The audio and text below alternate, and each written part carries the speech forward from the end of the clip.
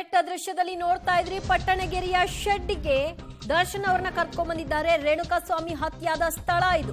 ಅಲ್ಲಿ ಮಹಜರು ಕಾರ್ಯ ಆರಂಭವಾಗುತ್ತೆ. ದರ್ಶನ್, ಪವಿತ್ರ ಇಬ್ಬರನ್ನು ಕೂಡ ಸ್ಥಳಕ್ಕೆ ಕರೆತರಲಾಗಿದೆ. ಪಟ್ಟಣಗೆರೆ ಶೆಡ್ ನಲ್ಲಿ ಒಟ್ಟು 13 ಆರೋಪಿಗಳನ್ನ ಕರೆತರೋ ಮೂಲಕವಾಗಿ ಅಲ್ಲಿ ಸ್ಥಳ ಮಹಜರು ಕಾರ್ಯವನ್ನ ಈಗ ಪೊಲೀಸರು ಆರಂಭ ಮಾಡಲಿದ್ದಾರೆ. ವೆಹಿಕಲ್ಗಳು ಬಂದಿದೆ, ಪೊಲೀಸರ ವಾಹನಗಳು ಬಂದಿರೋದನ್ನ ದೃಶ್ಯದಲ್ಲಿ ನೋಡ್ತಾ ಇದ್ದೀರಿ. ಓಕೆ, ದೃಶ್ಯದಲ್ಲಿ ನೋಡ್ತಾ ಇದ್ರಿ ದರ್ಶನ್ ಅವರನ್ನ ಈಗ ಕರೆದುಕೊಂಡು ಬಂದಿದ್ದಾರೆ. ಅಲ್ಲಿ ಏನ್ ಕಪ್ಪು ಬಣ್ಣದ ಟಿ ಶರ್ಟ್ ಅನ್ನ ಧರಿಸಿದ್ದಾರೆ ಅವರೇ ದರ್ಶನ್.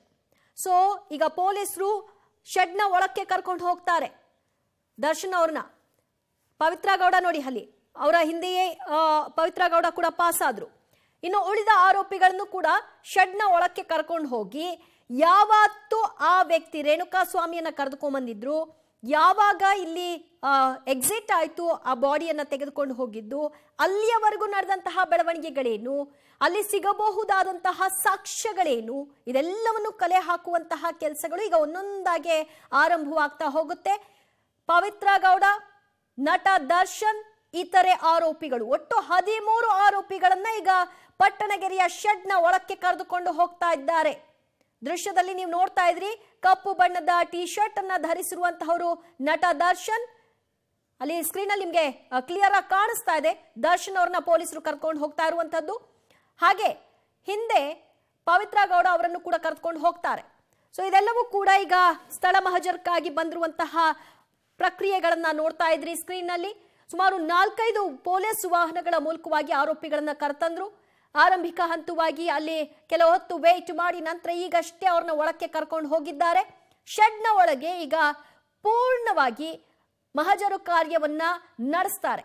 ಅಲ್ಲಿ ಸಿಗಬಹುದಾದಂತಹ ಎವಿಡೆನ್ಸ್ ಗಳನ್ನ ಕಲೆ ಹಾಕುವಂತಹ ಕೆಲಸ ಮತ್ತು ಈ ಆರೋಪಿಗಳಿಂದ ಅಲ್ಲಿ ಆದಂತಹ ಘಟನೆಗೆ ಸಂಬಂಧಪಟ್ಟ ಹಾಗೆ ವಿವರಣೆಯನ್ನ ಪಡೆದುಕೊಳ್ಳುವಂತಹ ಕೆಲಸಗಳು ಕೂಡ ಈಗ ಆರಂಭವಾಗುತ್ತೆ. ಇಡೀ ಪೊಲೀಸರ ತಂಡ, FSL ಟೀಮ್ ಅಲ್ಲಿ ಬೀಡು ಬಿಟ್ಟಿದೆ. FSL ಟೀಮ್ ಮತ್ತು ಪೊಲೀಸರು ಈ ಹೇಳಿಕೆಗಳನ್ನ ದಾಖಲಿಸಿಕೊಳ್ತಾ ಹೋಗ್ತಾರೆ. ಅಲ್ಲಿ ಸಿಗುವಂತಹ ಎಲ್ಲಾ ಸಾಕ್ಷ್ಯಗಳನ್ನ ಪಡ್ಕೊಳ್ತಾ ಹೋಗ್ತಾರೆ.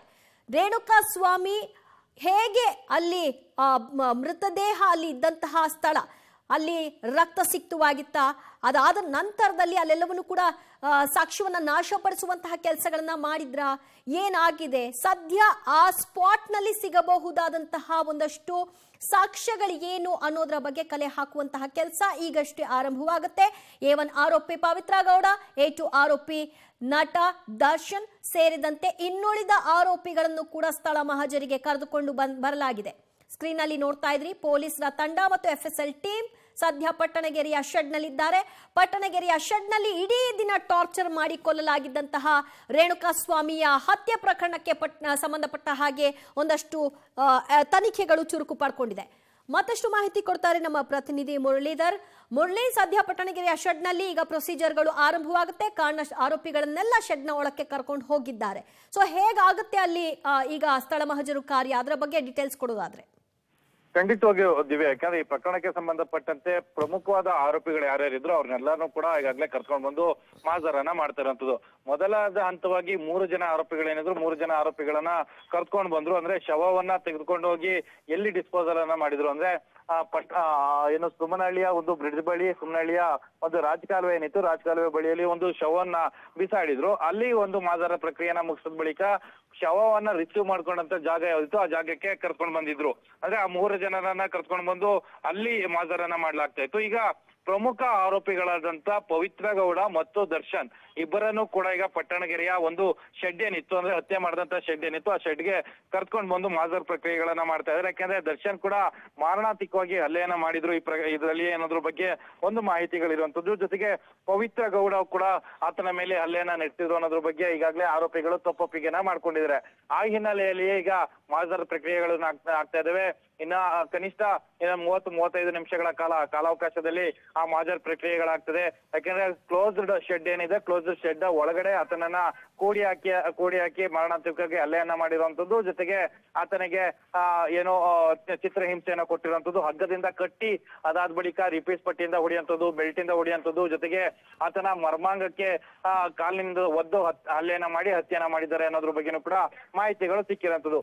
ಇದಕ್ಕೆ ಪೂರಕವಾದ ಮಾಹಿತಿಗಳೇನಿತ್ತು, ಮತ್ತೆ ಹತ್ಯೆಯನ್ನ ಮಾಡಿದಂತ ಆರೋಪಿಗಳಾದಂತ ಪವಿತ್ರ ಗೌಡ ಮತ್ತು ದರ್ಶನ್ ಏನಿದ್ದಾರೆ ಅವರಿಬ್ಬರನ್ನು ಕೂಡ ಕರೆದುಕೊಂಡು ಬಂದು ಈಗ ಮಾಜರ್ ಪ್ರಕ್ರಿಯೆಗಳನ್ನ ಮಾಡ್ತಾ ಇದ್ದಾರೆ. ಎಲ್ಲಿ ಕಟ್ ಹಾಕಿದ್ರು ಮತ್ತು ಎಲ್ಲಿ ಹಲ್ಲೆಯನ್ನ ಮಾಡ್ತಿದ್ರು ಆ ಎಲ್ಲಾನು ಕೂಡ ವಿಡಿಯೋ ಚಿತ್ರೀಕರಣವನ್ನ ಮಾಡ್ಕೊಳ್ಳುವಂಥದ್ದು ಮತ್ತು ಪಂಚರು ಅಂತಾನೆ ಹೇಳ್ತಾರೆ, ಸರ್ಕಾರಿ ಪಂಚರ್ ಏನಿರ್ತಾರೆ ಅವರನ್ನ ಕರ್ಕೊಂಡ್ ಬಂದು ಪಂಚನಾಮೆ ಮಾಡುವಂತ ಒಂದಷ್ಟು ಕೆಲಸಗಳು, ಅಂದ್ರೆ ಅಲ್ಲಿಯೇ ಸಿಕ್ಕಂತ ರಿಪೀಟ್ ಪಟ್ಟಿಗಳೇನಿರ್ತವೆ ಮತ್ತು ಕೆಲವೊಂದು ಆಯುಧಗಳು. ಯಾಕಂದ್ರೆ ಈಗಾಗಲೇ ಅವರನ್ನ ಪೊಲೀಸ್ ಕಸ್ಟಡಿಗೆ ಪಡ್ಕೊಳ್ಳೋ ಸಂದರ್ಭದಲ್ಲಿ ಆತನ ಹತ್ಯೆಗೆ ಬಳಸಿದಂತ ಆಯುಧಗಳೇನಿತ್ತು ಆಯುಧಗಳನ್ನ ರಿಕವರಿ ಮಾಡ್ಬೇಕು ಅಂತ ಹೇಳಿ ಕೂಡ ಹೇಳಿದ್ರು. ಆ ಹಿನ್ನೆಲೆಯಲ್ಲಿ ಏನು ಪೊಲೀಸರು ಅದನ್ನೆಲ್ಲ ಕೂಡ ರಿಕವರ್ ಮಾಡೋ ಒಂದಷ್ಟು ಕೆಲಸಗಳನ್ನು ಕೂಡ ಮಾಡ್ತಾ ಇರುವಂತದ್ದು. Divya. Okay Murali, thank you ನಿಮ್ಮೆಲ್ಲ ಮಾಹಿತಿಗೆ. ಸದ್ಯ ಬಾಡಿ ಸಿಕ್ಕಂತಹ ಸುಮನಹಳ್ಳಿಯ ಆ ಮೋರಿಯ ಬಳಿಯೂ ಕೂಡ 3 ಆರೋಪಿಗಳನ್ನ ಕರೆದುಕೊಂಡು ಹೋಗಿ ಸ್ಥಳ ಮಹಜರನ್ನ ಮಾಡಲಾಗಿತ್ತು. ಅಲ್ಲಿಗೆ ದರ್ಶನ್ ಆಗ್ಲಿ ಪವಿತ್ರ ಗೌಡನನ್ನಾಗ್ಲಿ ಕರೆದುಕೊಂಡು ಹೋಗ್ಲಿಲ್ಲ. ಕಾರಣ ಅಲ್ಲಿ ಅವರ ಪಾತ್ರದ ಬಗ್ಗೆ ಯಾವುದೇ ರೀತಿಯ ಹೇಳಿಕೆಗಳಿಲ್ಲ. ಆ ಕಾರಣಕ್ಕಾಗಿ. ಆದ್ರೆ ಇಲ್ಲಿ ಅವರ ಪ್ರೆಸೆನ್ಸ್ ಇತ್ತು. ದರ್ಶನ್ ಮತ್ತು ಪವಿತ್ರ ಗೌಡ ಇಬ್ಬರು ಕೂಡ ಶೆಡ್ಗೆ ಬಂದಿದ್ರು, ರೇಣುಕಾಸ್ವಾಮಿ ಮೇಲೆ ಹಲ್ಲೆ ನಡೆಸಿದ್ರು. ಆ ಕಾರಣದಿಂದಾಗಿ ಅಲ್ಲಿಗೆ ಕರೆದುಕೊಂಡು ಬಂದು ವಿಚಾರಣೆಯನ್ನ ಸ್ಥಳ ಮಹಜರನ್ನ ಮಾಡುವ ಕೆಲಸಗಳು ಈಗ ಆರಂಭಗೊಂಡಿದೆ.